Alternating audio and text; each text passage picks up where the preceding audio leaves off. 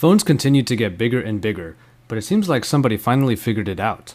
Why not just put phone bits in a tablet? Is this a phone on steroids, or a tablet with an identity crisis? Well, the answer is yes. Hey, it's Joshua Vergara from Android Authority. What's going on, everybody? And this is the ASUS FonePad. If the FonePad looks familiar, remember that ASUS brought you the great Google Nexus 7, and the FonePad is actually very similar. You get a 7-inch screen device with the sizable bezel around the display with the front-facing camera and phone speaker grill up top. The back sports a nice brushed aluminum finish which gives it a nice industrious look and feel. Up top you get the rear camera with a great addition of a small removable cover that allows access to the SIM and SD card slots. You get 3 buttons on the left for power and volume. All in all, it handles just like the Nexus 7 and is very similar to most other 7-inch offerings. This does help for taking phone calls, but the FonePad is otherwise supposed to be treated like any other tablet, with both hands. Much of the FonePad will not blow you away with super high-end specs, and this starts with the display. Despite being at 7 inches, this IPS LCD screen is capable of a 1280 by 800 resolution at 216 ppi. It definitely isn't as powerful as even most 5-inch devices these days, but it is still a good performer.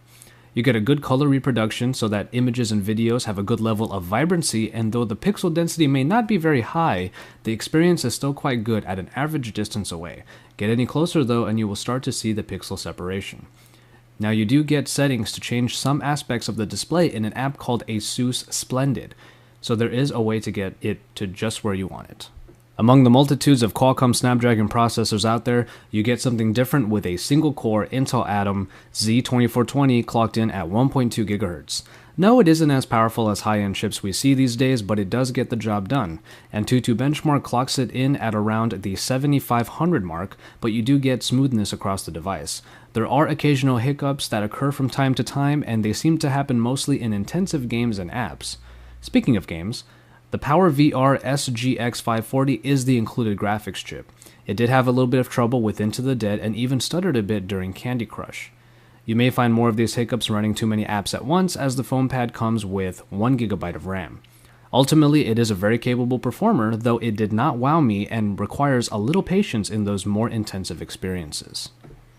As far as hardware goes, you do get either 8 or 16 GB of storage, expandable by a SD card slot. Otherwise, the usual bevy of connections are available: GPS, Wi-Fi, Bluetooth, though NFC is absent. Now the speaker might be relegated to just the one grill on the lower back, but the general quality is actually pretty good, despite lacking in some volume.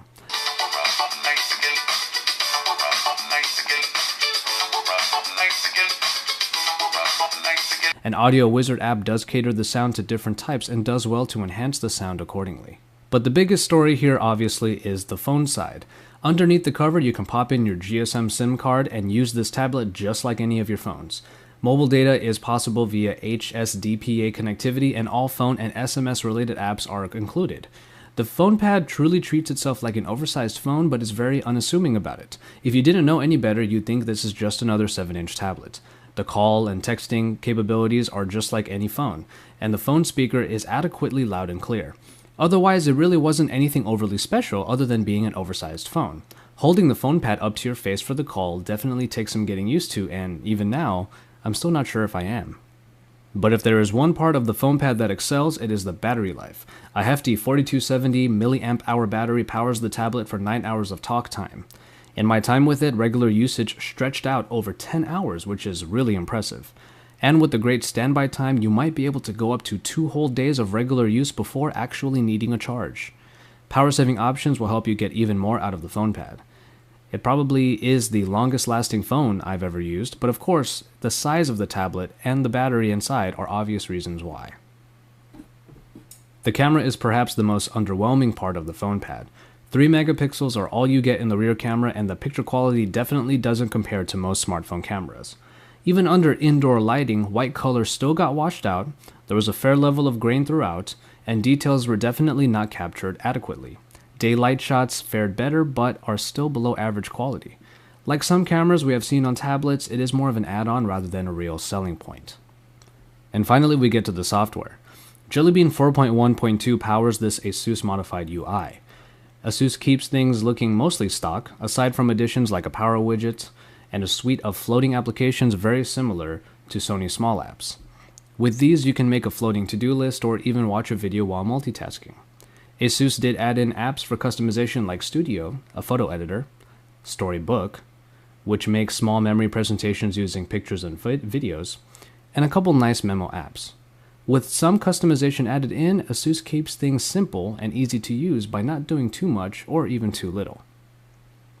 Now, though the phone side might be a nifty change in the tablet game, it's become clear that the FonePad isn't really going to overthrow any of the top players in the game. Luckily, it is priced accordingly at around $249 and just under 200 euros for the European market. And so, there you have it. Would I recommend the FonePad? It's not for everyone, that's for sure. This is because most people probably already have a capable smartphone, and unless you are okay with swapping the SIM card back and forth between it and ASUS's hybrid tablet, you'd have to shell out more for an extra off-contract plan. I actually thought it was cool to use the FonePad like any other tablet, and then when a call came in, I could just answer it. But I also knew that as their singular device, most people might find it cumbersome and even maybe just a little bit weird. If you aren't one of those people though, the FonePad just might fulfill a need you've been waiting for. And in the end, the ASUS FonePad is less of a great oversized phone and more like a very nice 3G tablet that happens to be capable of making and taking calls. Remember to stay tuned to Android Authority's YouTube channel for all the action, and then head over to androidauthority.com because we are your source for all things Android.